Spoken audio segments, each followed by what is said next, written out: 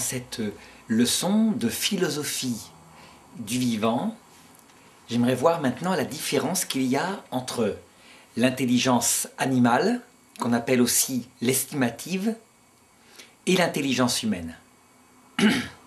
Alors c'est un problème tout à fait d'actualité puisque l'école matérialiste, qui est très active actuellement, a tendance à dire à dire depuis quelques années, puis ça a toujours existé dans les courants philosophiques, c'était déjà le cas chez les Grecs, qu'en fait c'est juste une différence de niveau, et que entre l'animal et l'homme, il n'y a pas de différence radicale. Alors pour répondre à ce problème, il faut d'abord regarder si les animaux sont intelligents. Et l'intelligence se définit par une capacité de mettre de l'ordre entre divers objets. Ça peut être un ordre pratique, par exemple quand on ordonne des moyens en vue d'une fin, et ça peut être un ordre spéculatif, par exemple quand on comprend qu'un effet a une cause. Et bien dans l'ordre pratique, on ne peut pas nier que les animaux sont intelligents. Seulement, ça ne suffit pas de le dire. Il faut précisément regarder quelle est cette forme d'intelligence et quel est son objet pour voir si c'est la même forme d'intelligence et la même faculté vitale que l'intelligence humaine. Donc, partons de l'expérience. C'est ce que fait toujours la philosophie. Est-ce qu'on voit chez des animaux inférieurs d'abord, par exemple une guêpe, une forme d'intelligence? On aperçoit parfois des guêpes qui, pour nourrir leurs petits, ont besoin d'un ver qui est à la fois immobile mais vivant. Donc, qu'est-ce qu'elle fait? Elle s'approche, et parfois les vers ont un système nerveux avec un centre nerveux par anneau. Elle l'attrape, et avec son aiguillon, elle pique au bon endroit. Puis elle regarde, si l'effet n'est pas suffisant, elle repique. Il ne faut pas qu'elle se trompe. C'est au centième, au millième de millimètre près, parce que si elle le tue, l'œuf qu'elle pondra sur lui ne pourra pas se développer, il aura affaire à un cadavre. Donc elle refait l'opération autant de fois qu'il faut, puis elle creuse un trou, elle enterre le ver ainsi traité, elle pond son œuf dessus, et elle s'en va. Le ver au printemps suivant, la nouvelle guêpe au printemps suivant sort, et recommence la même opération. Donc on voit là un acte qui est extrêmement intelligent, mais que la guêpe n'a pas appris de ses parents. Est-ce que cette guêpe est intelligente? Réponse, elle fait un acte extrêmement précis qu'un neurophysiologiste actuel ne pourrait pas faire, mais évidemment on constate que c'est programmé. Donc c'est une apparence d'intelligence, en fait c'est plutôt comme un petit robot qui aurait reçu dans sa génétique, certainement, un programme à appliquer pour se nourrir. Il est évident que la guêpe n'invente pas. Pourtant, ce programme est souple, puisqu'elle regarde ce qu'elle fait. Elle vérifie les faits, elle est en rapport avec la réalité. Donc cette forme-là d'intelligence, qu'on peut appeler déjà une estimative, ne vient pas de l'initiative de la guêpe, c'est plutôt un programme informatique ou génétique. Par contre, si on regarde des animaux supérieurs, donc comme le singe, le dauphin, des choses comme cela, c'est-à-dire des animaux qui sont beaucoup plus proches de nous, eh bien, on constate quelque chose de différent. Prenons par exemple un lion. Si on recueille un lion, qui est un animal social, on ne pourra jamais le remettre dans la nature, sauf si, en jouant le lion soi-même, on lui apprend tous les gestes, mais y compris les gestes sociaux. Si c'est une femelle, ça ira mieux, parce que le grand mâle va peut-être l'accueillir et la défendre par rapport aux autres femelles. Mais si c'est un mâle, il n'a aucune chance. Il ne connaît pas la façon de s'exprimer, et comme un enfant qui arriverait en école primaire et qui ne sait pas que, par exemple, on ne prend pas dans le plumier de son voisin, le lion, là, ne pourra jamais apprendre. Donc il sera tué aussitôt par le mâle dominant qui refuse l'arrivée d'un mâle comme cela. Donc ce lion doit recevoir de la part de ses parents une éducation, sinon il ne sait pas vivre, il ne connaît pas les codes sociaux, il ne connaît pas non plus les techniques de chasse. Donc il reçoit l'éducation de ses parents. Et puis le lion en question, par exemple si c'est une lionne, il va partir à la chasse, il va appliquer avec les autres lionnes des techniques de chasse très élaborées qu'elle apprend du groupe de lionnes.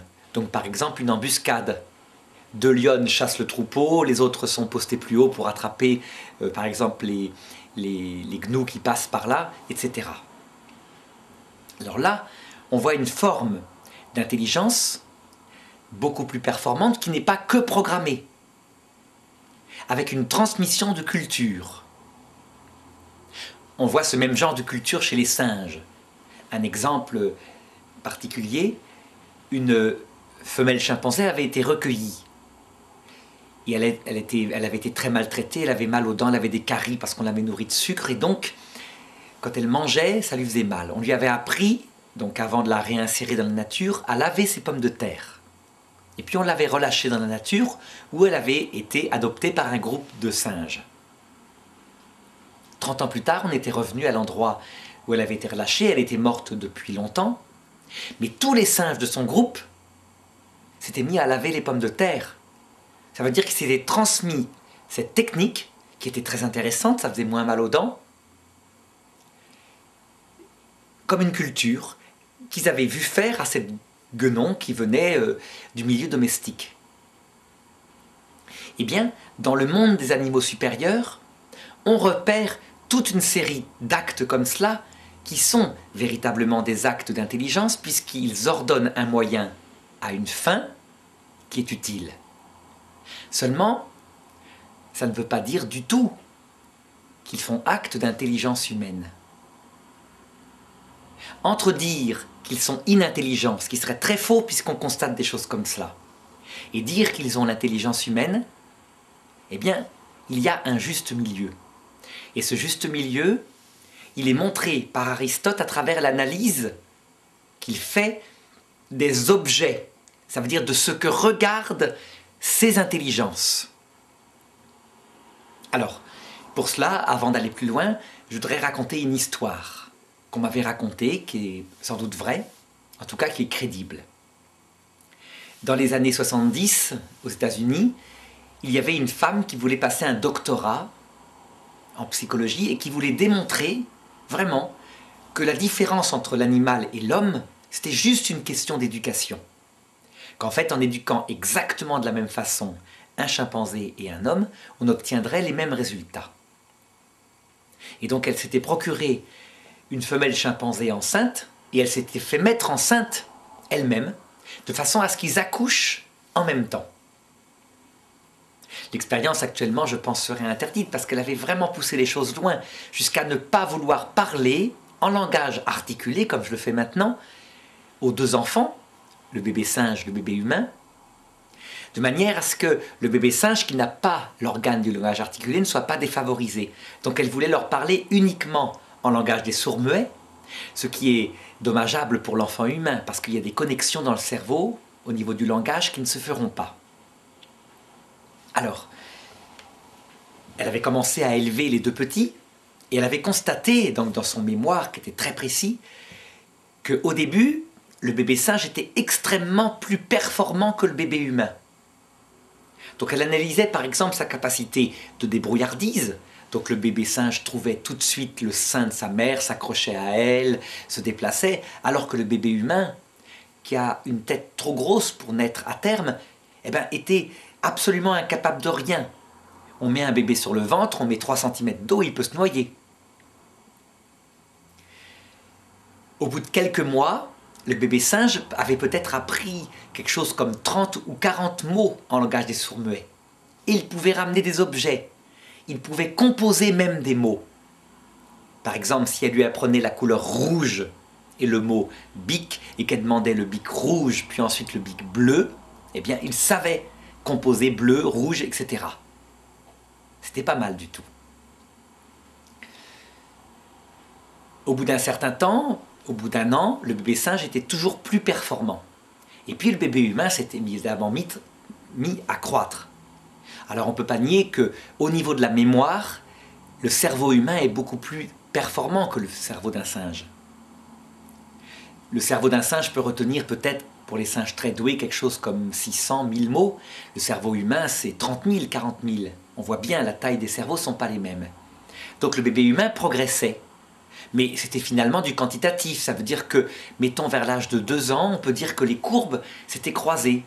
Que le petit bébé humain savait ramener une série d'objets, les composer, jouer avec des cubes, faire des tours assez simples, etc.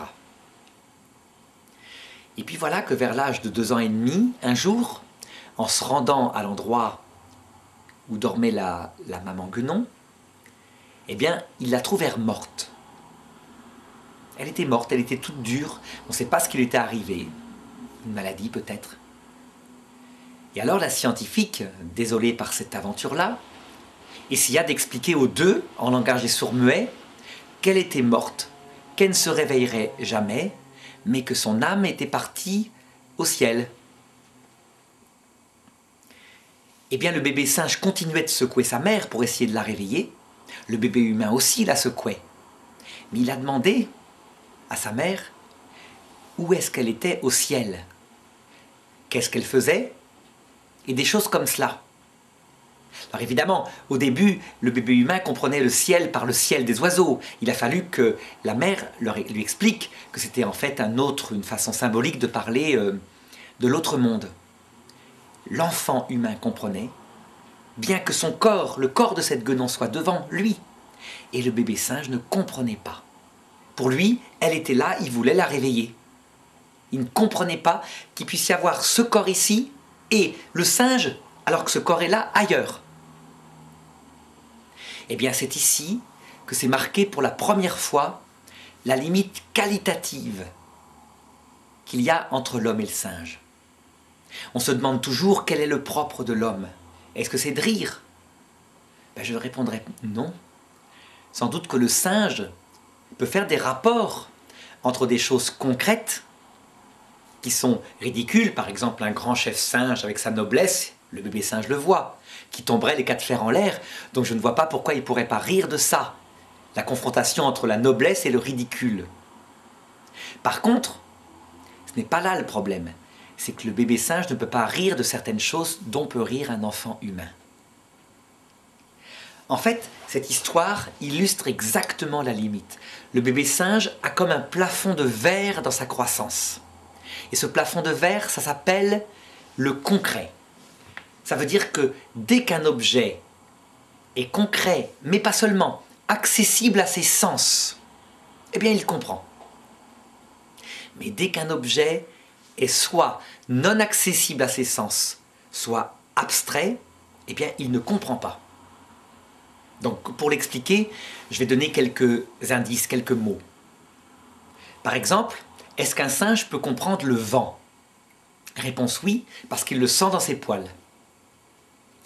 Est-ce qu'un singe peut comprendre une chose concrète, matérielle, comme l'air qui est dans cette pièce? Réponse, nous-mêmes humains, souvent on a compris que cette pièce n'était pas vide, mais qu'elle était pleine d'air, que vers l'âge de 5-6 ans. Eh bien le bébé singe n'y arrive jamais. Est-ce que le singe peut comprendre que dans le miroir qui est en face de lui, c'est lui? Réponse, les singes à queue, donc les petits singes, ne comprennent jamais. Mais les singes anthropoïdes, chimpanzés, gorilles, etc., orang-outans, le comprennent. Ça veut dire que quand on fait une expérience, par exemple, on met une tache sur le front d'un singe, on lui montre son visage dans le miroir, il ne va pas toucher le miroir, il va toucher son front. Donc, il comprend que c'est lui. Est-ce qu'un singe peut comprendre qu'il y a des ondes actuellement qui nous traversent, des ondes radio, donc France 2, France 3, etc., nous passent actuellement à travers? Nous, humains, on le comprend bien. Pourquoi? Parce qu'on ne le voit pas. Mais comme on en voit les effets dans la télévision avec l'antenne, eh bien, on induit une cause. S'il y a un effet, donc on reçoit la télévision, c'est forcément qu'il y a une cause, donc des ondes. Et on veut bien croire les scientifiques qui nous expliquent qu'elles existent. Les ondes, c'est du concret. Eh bien, on ne peut pas les expliquer à un singe, sauf s'il les voit, par exemple, quand on lance un caillou dans l'eau, ou quand dans la lumière, la lumière passe dans la poussière et qu'il voit un rayon de lumière. Là, il le voit, donc évidemment, il comprend. Il ne comprend pas ce que c'est, mais il comprend qu'il y a quelque chose, un rayon de lumière, et si on lui nomme, ça va, il n'y a pas de problème. Alors continuons pour voir les limites du singe. Donc pour le moment, j'ai manifesté que les limites, c'était ce qui était concret pour lui, ce qu'il pouvait toucher par ses sensations. Passons maintenant aux choses abstraites. Est-ce qu'un singe peut comprendre des choses abstraites? Alors certains disaient non, le singe n'abstrait jamais. En fait, ce n'est pas vrai. Il peut faire des abstractions. Mais ces abstractions sont toujours dans le domaine du sensible, d'une réalité sensible. Prenons un exemple. Un lion part à la chasse.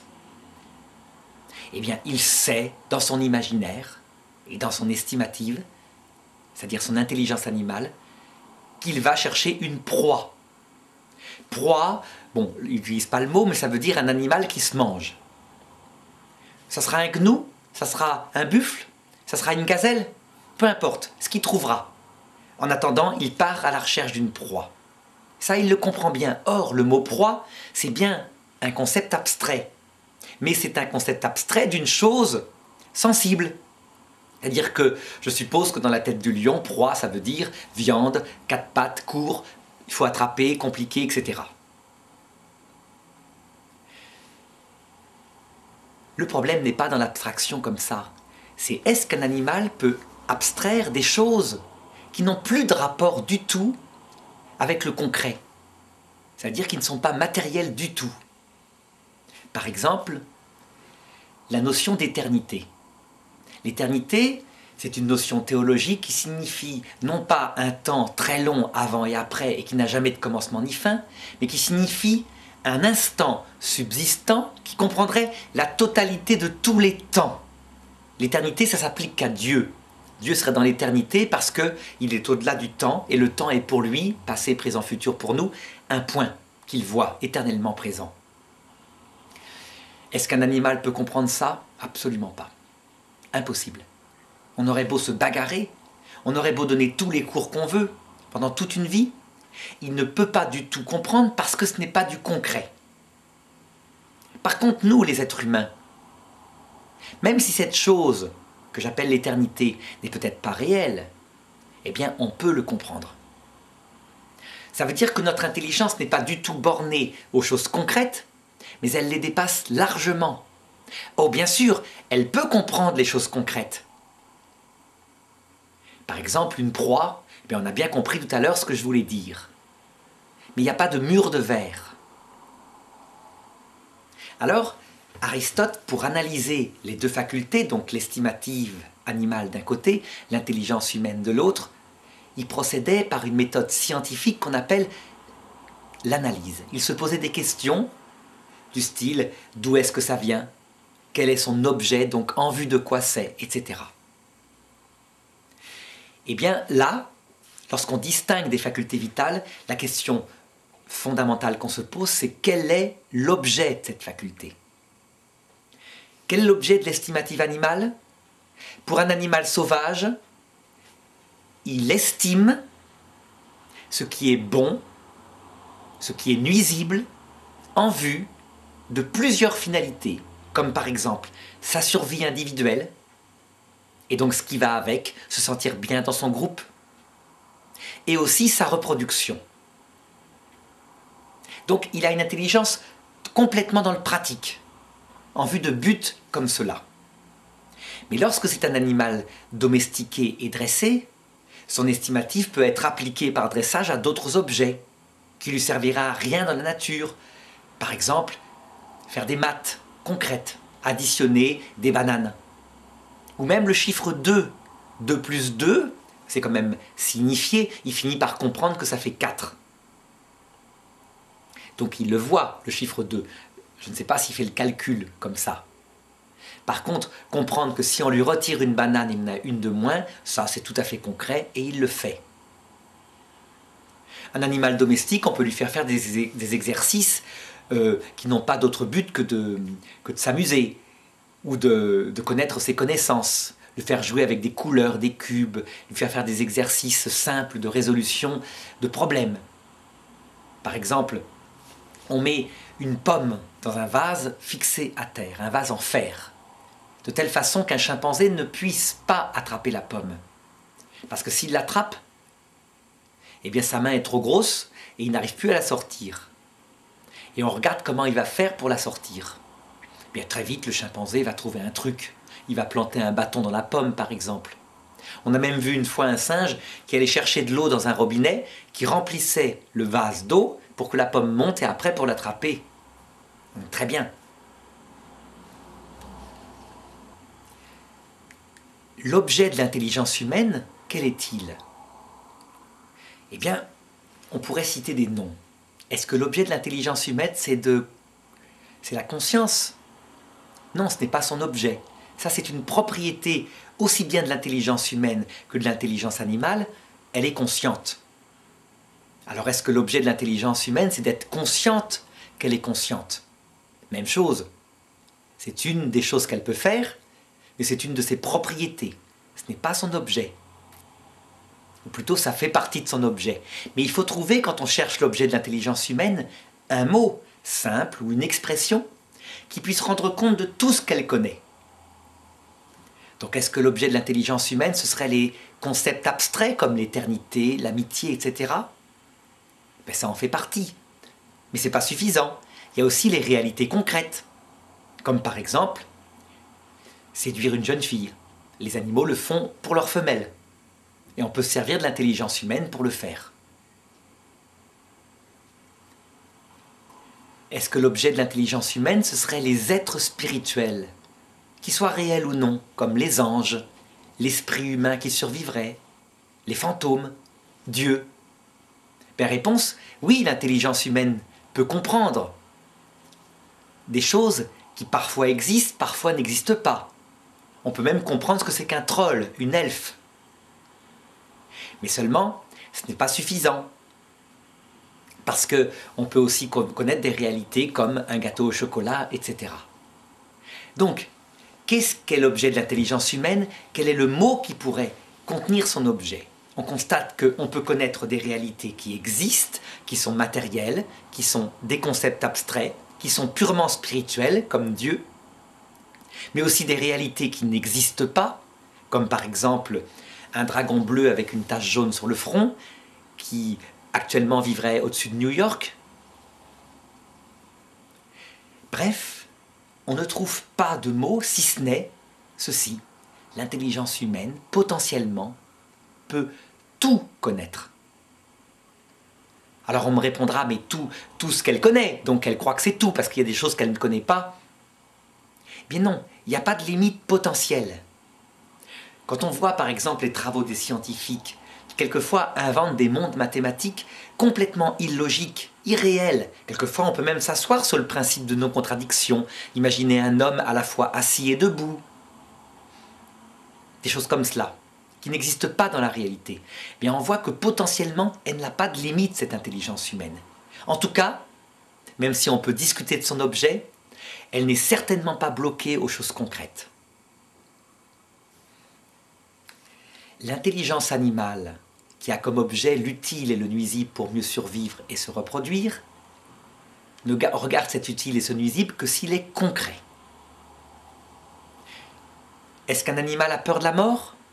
Réponse, oui, quand elle est là, quand elle est concrète sous la forme d'un loup qui va l'attaquer, ou d'une maladie qui va l'emporter. Mais quand un animal va bien, qu'il a bien mangé, qu'il est avec son groupe, il ne pense jamais à la mort. Donc le propre de l'homme, ça en fait partie, mais ce n'est pas le seul. C'est non seulement de rire, comme j'ai dit, mais de choses abstraites, c'est-à-dire de plaisanteries concernant par exemple l'éternité, si on pouvait en faire une. Mais c'est aussi de comprendre des choses alors que tout va bien, parce que l'intelligence humaine dépasse le moment présent. Donc nous, êtres humains, c'est notre peut-être triste privilège, nous pouvons penser à la mort alors que nous sommes parfaitement en bonne santé. Mais du coup, quand on a tout, une maison payée, une femme qui nous aime, des enfants en bonne santé, et qu'on est là, vers 40 ans, avec l'âge qui augmente, la perspective de la mort qui approche, eh bien on peut faire des choses que jamais un animal ne ferait dans cette situation-là. Ça veut dire aller mal, s'angoisser, alors que le singe est comme un coq en pâte. Il pourrait vivre pour toujours dans un état comme ça de bonheur quotidien. L'être humain a besoin de plus, parce qu'il a besoin d'un sens à sa vie. Ça, c'est un objet spécifique de l'intelligence humaine. Donc pour conclure, quel est le propre de l'homme? Eh bien le propre de l'homme, ce sont toutes les activités de l'intelligence qui dépassent le concret.